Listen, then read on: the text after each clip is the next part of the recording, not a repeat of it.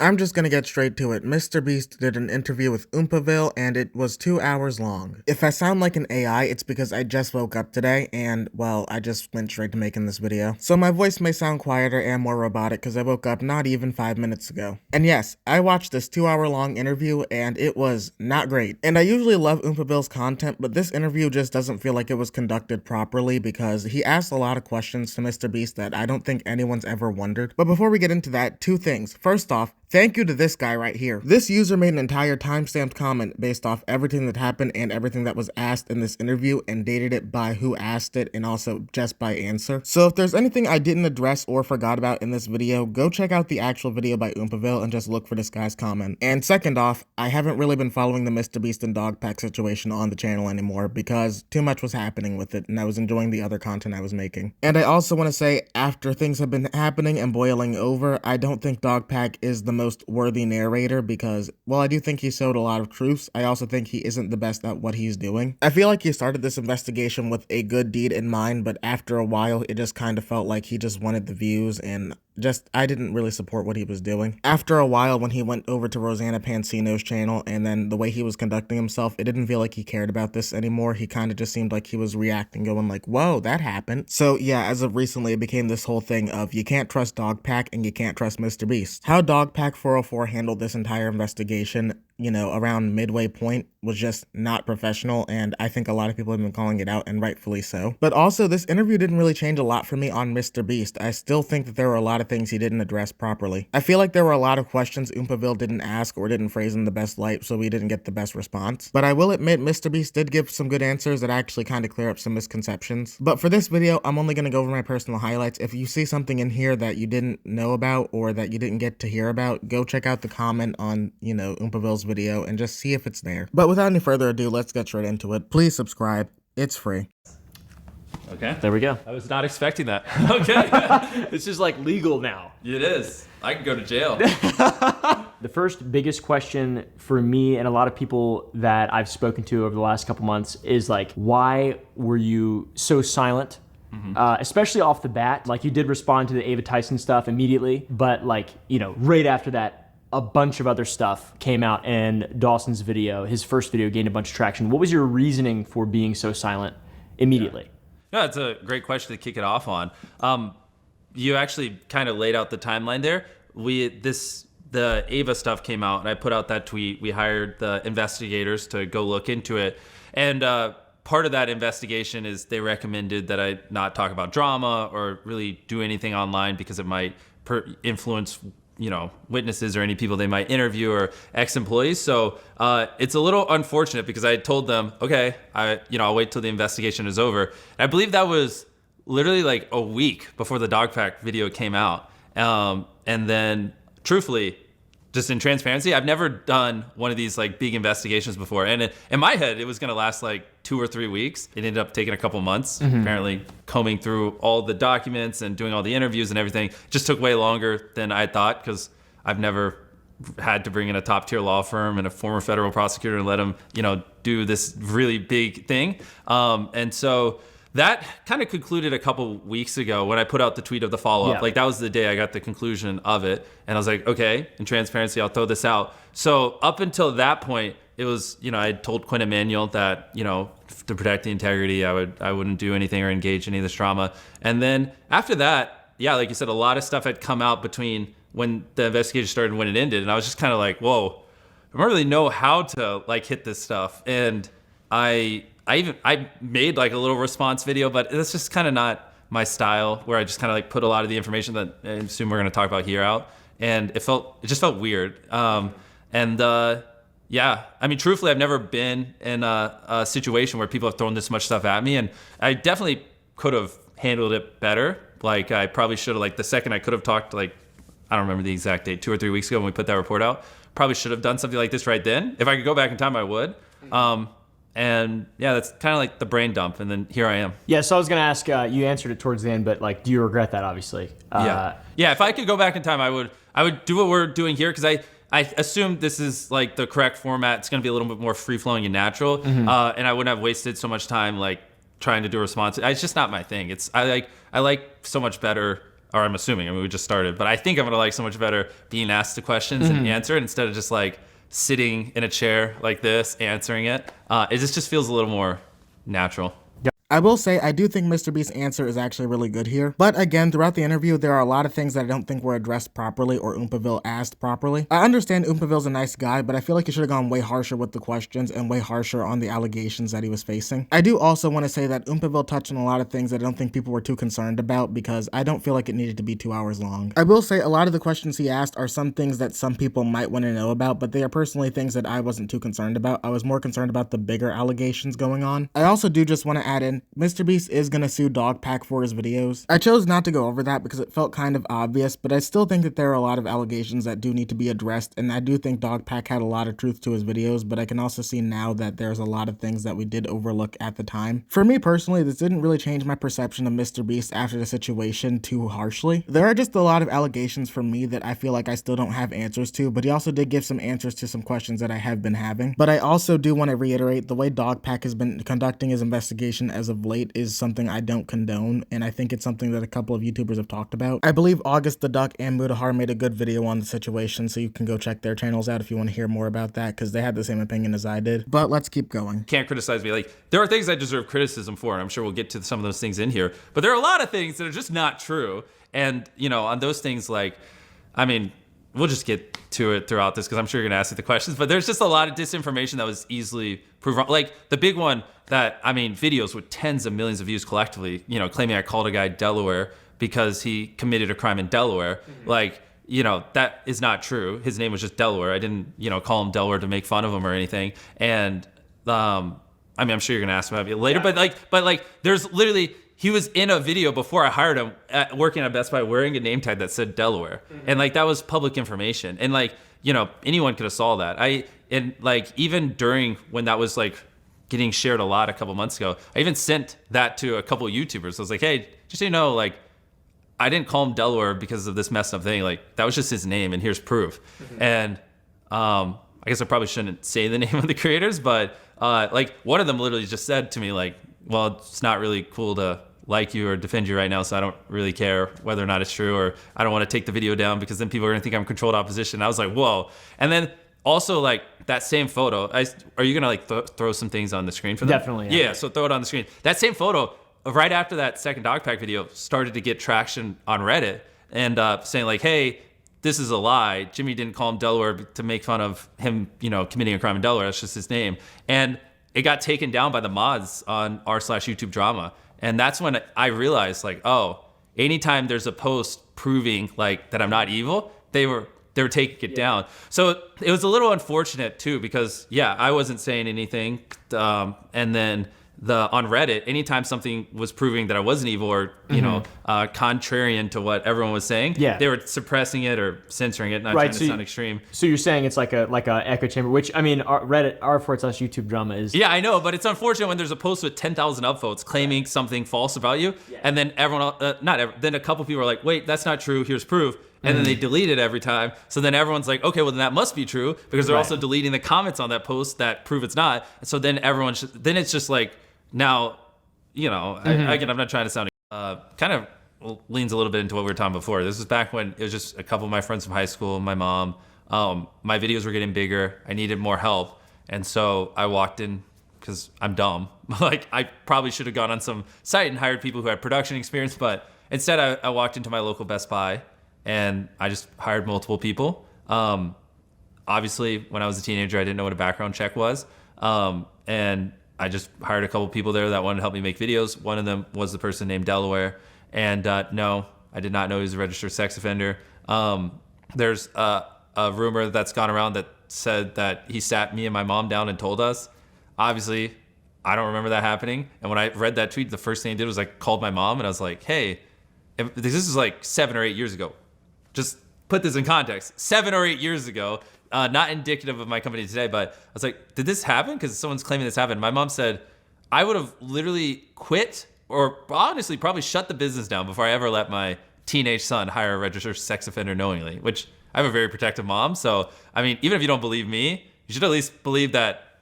I feel like it's not absurd to believe that my mom wouldn't have knowingly let her teenage son hire a registered sex offender. Like, that just doesn't even Like, in what world does that even make sense? Now, I will admit, I do think his response to the Delaware situation is actually reasonable. It does make a lot more sense the way Jimmy is telling it, but then again, there is a lot of things that Dogpack and other YouTubers have brought up through private conversations that show otherwise to a lot of things. So I am taking what I hear from both sides with a grain of salt, but I honestly do kind of believe Jimmy's response right here. It is a solid response, and with the context, I do believe it makes sense. So there have been a lot of questions about your workplace culture, such as a lack of diversity or also HR problems. Yeah.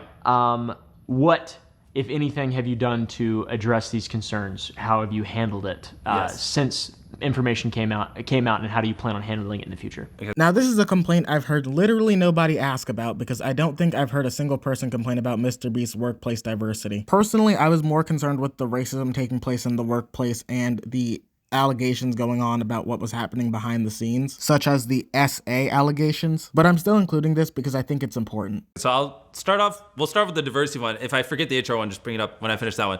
Diversity, I have seen a lot of people mention that about our company, which, I mean, that one's just not even true. Like, I mean, Feastables, for example, a couple months old, but like almost 70% of our company is women. And we actually, because we do dub studios around the world, now zooming out of Feastables over to content, I mean, we actually have pretty crazy amount of diversity in our company. So because, you know, we have 400 people that work for me. It's not just me and the boys on the camera, which is the 5 you see. So that one, the few people have claimed that, like, they don't have any data to back it up. So I guess I probably should have brought some data here. I don't want to just say percentages off the top of my head. If you have, I'm sure you've got some kind of but pull something from HR. I really, that one, I just don't think is rooted in anything. And then what was the second part? HR, yeah. How have you handled HR problems? What HR problems have popped up? So that one, I mean, it's a little bit of a general question, but yeah, I mean, obviously, in general, a lot of people, I've seen a lot of things about, you know, HR stuff in my company. And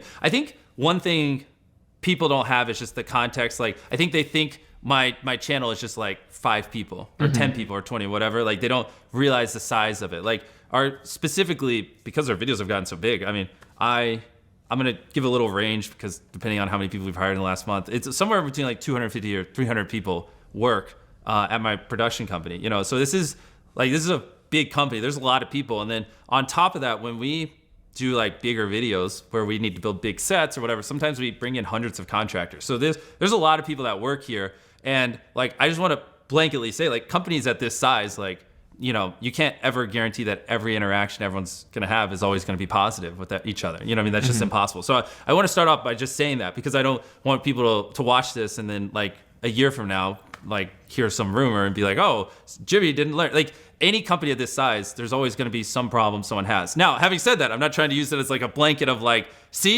and shield myself.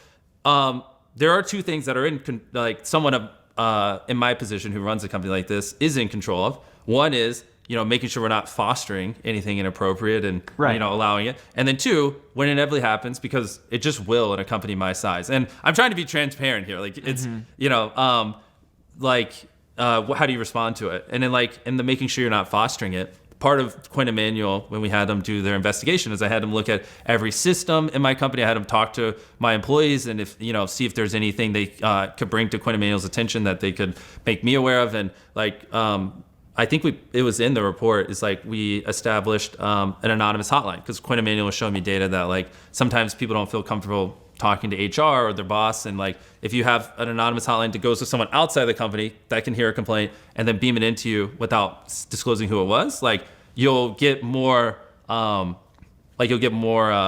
feedback, you know, because there's like, so they showed us a lot of things like that. Also making sure we're not fostering it. Like I think it's also in there as well. We leveled up like our C-suite because I've had a lot of people that have grown with me, but like me, they've never ran a company that has hundreds of employees before. So I actually just hired a couple of people who have worked on Fortune 500 companies who have actually ran companies of this size before. And so, you know, they've shown me lots of things that bigger companies do that obviously I'm just ignorant on because I'm a YouTuber. You know what I mean? I spend my life staring at retention charts and CTR, not how to structure a business. So just that's phase 1, is making sure you're not fostering, you know, a culture that supports that stuff. And then inevitably, like I said, you can't ever guarantee when you're working with hundreds of people full time, and then when you add part-time people, potentially over 1,000 sometimes, you just got to make sure if there are issues that, you know, actual real issues, like if someone complains because someone peed on a toilet seat, like I'm not, oh well. But if there's an actual serious issue, then, we'll bring in professionals who experience and,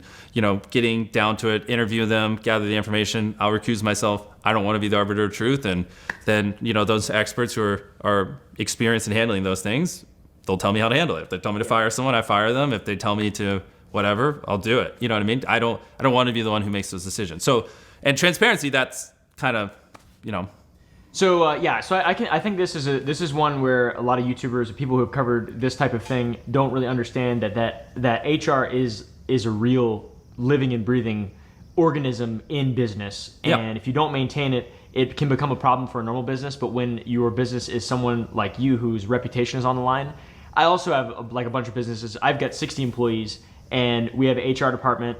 And something happens once a month where someone gets an anonymous report, and then we have to solve that problem, and then we actually You're evil. Yeah, and that's how it feels sometimes. Yeah. But I'm not involved, obviously, in that stuff, and my YouTube side is very compartmentalized. So the way that I do that, it makes sense to me. I want to be as detached as much as possible from the day-to-day operations of the actual business. You're saying you're running the company. Is there a world in which what is your job title? Is there a world in which you step back and you are just not an actor necessarily, but you're the guy, you're Mr. Beast, and you let the business be operated by an entity to where you can stand beside it, essentially, instead of being at the head of it?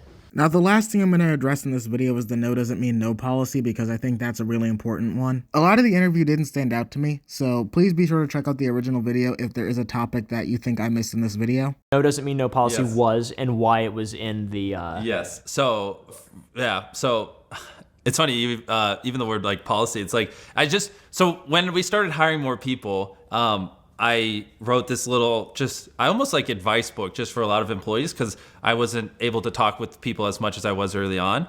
And one part of it that people, when this thing got leaked, and I wrote it with some other people in my company, it wasn't just me, but when this got leaked, there's a section that said no does not mean no. And then they just cropped that out. And they're like, look, this is proof Jimmy's immoral and evil. When obviously, like you were saying, if you read the context below, it makes sense. The gist of why we had a section that said no does not mean no is because we do, I don't know if anyone's ever seen our videos, crazy things that have never been done before, right? No one's ever, on YouTube at least, buried themselves alive for 7 days. No one tries to dangle an obstacle course from cranes. And it's the problem I kept running into early on when I was hiring people is I'd be like, hey, I want to do this. And then they would go call someone. So let's say the obstacle course in the sky, where we had this obstacle courses that Mac did, held up by these cranes, weighed 100,000 pounds or whatever. They would call crane companies and they'd be like, no.